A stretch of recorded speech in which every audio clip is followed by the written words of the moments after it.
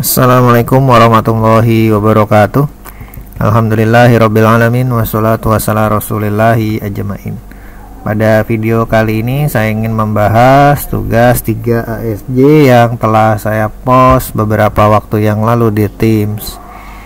Tugas ini harusnya dikumpul paling lambat kemarin tanggal 15, namun bagi yang belum mengumpulkan tetap harus mengumpulkan ya, walaupun nilainya akan berbeda antara yang terlambat dan yang tidak terlambat, tapi tetap harus dikumpulkan supaya ada nilainya.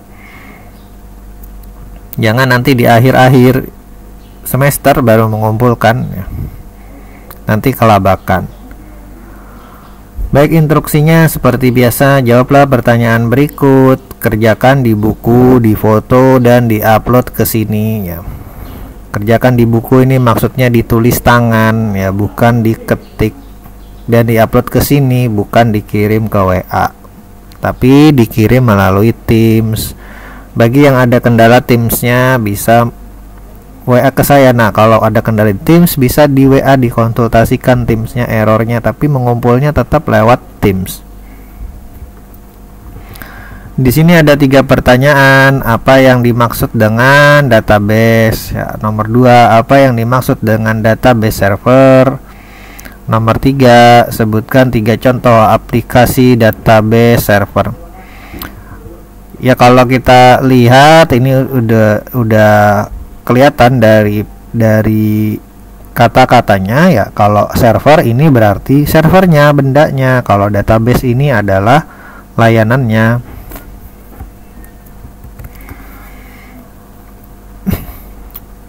Singkatnya, penjelasannya seperti ini. Biasanya suatu aplikasi ya, di sini saya taruh web ya, dalam kurung web. Tapi yang namanya aplikasi ini tidak hanya web, banyak aplikasi ya. Aplikasi itu membutuhkan suatu tempat penyimpanan untuk data ya, dan data itu penyimpanannya biasanya di database server, satu server yang menyimpan data-data. Jadi ini adalah server yang berbeda ya. Kalau ini adalah server juga, ini aplikasi server. Ini server tempat aplikasi, dan yang di sebelah sini ini adalah server tempat data. Pada kerjaannya ini berbeda ya. Ini tempat aplikasi atau web, kemudian ini adalah tempat data. Namun pada praktik di lapangan terkadang ini jadi satu ya. Terkadang ini jadi satu server, satu komputer. Database-nya di sana dan aplikasinya atau webnya juga di sana, di satu server. Tapi pada hakikatnya ini terpisah ya, bisa terpisah, dan ini merupakan 2 layanan yang berbeda. Web dan database ini merupakan layanan yang berbeda. Baik, saat klien itu mengakses web ya, dia akan mengakses web servernya, bukan mengakses database servernya. Baru nanti dari web server itu akan mengambil data dari database server. Saat klien mengakses web, klien ini mengakses server web, bukan mengakses database server.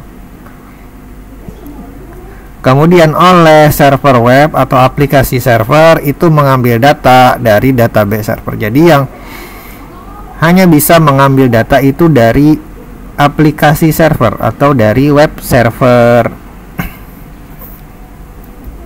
Dan itu gambaran dari database server. Jadi database server ini biasanya ada gandengannya, ada aplikasi servernya atau ada web servernya. Dia tidak digunakan langsung, jarang, dan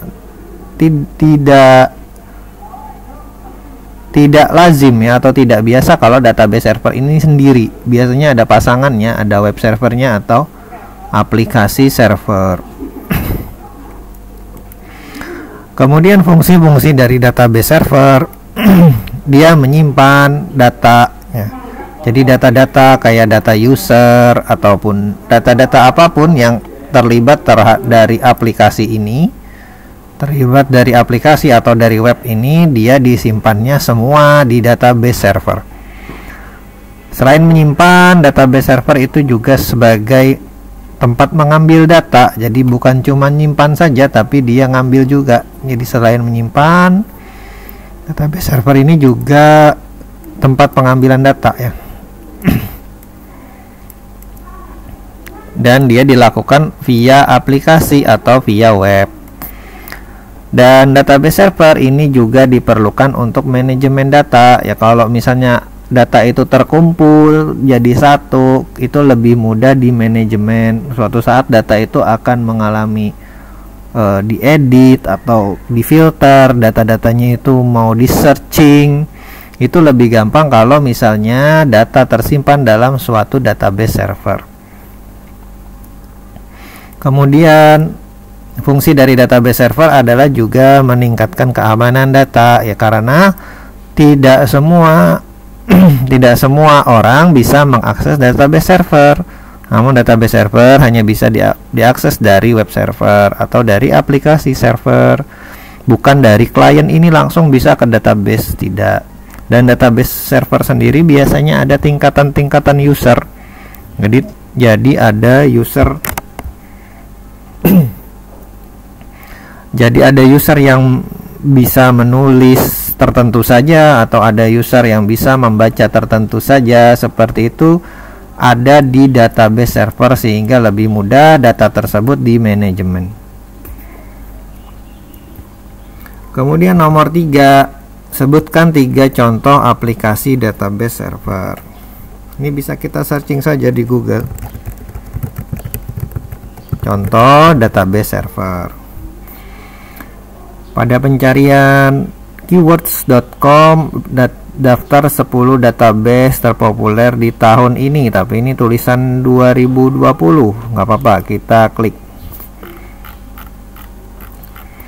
Sini dijelasin dulu pengertian database ya.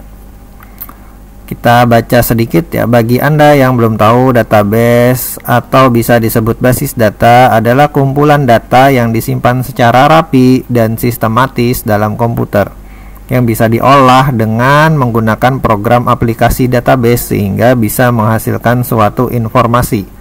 Data yang disimpan ada yang berbentuk tabel, skema, objek, view, query, dan sejenisnya tergantung tipe datanya. Ya, ini pengertian database dari website keywords.com ya, ada blog. Dan ini juga betul ya pengertiannya. Di sini ada kata-kata rapi dan sistematis, ini agar lebih mudah data itu di manajemen ya. Di manajemen nanti ada suatu saat mau mencari data itu lebih mudah kalau menggunakan database server. Atau data tersebut mau diolah ya, mau dihasilkan suatu informasi yang baru, itu bisa juga sebagai fungsi dari database server.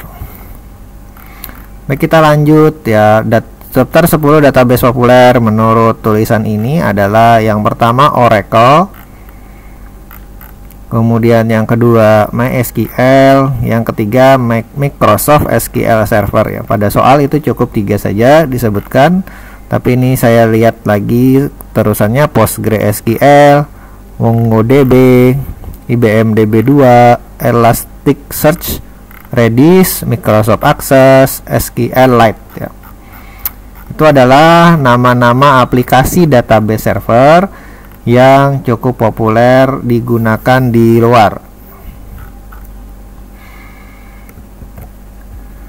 Baik, demikian video kali ini, mudah-mudahan bermanfaat dan dapat dipahami. Salah hilapnya saya mohon maaf. Saya akhiri, subhanakallah wa bihamdik, asyhadu an la ilaha illa anta, astaghfiruka wa atubu ilaik. Assalamualaikum warahmatullahi wabarakatuh.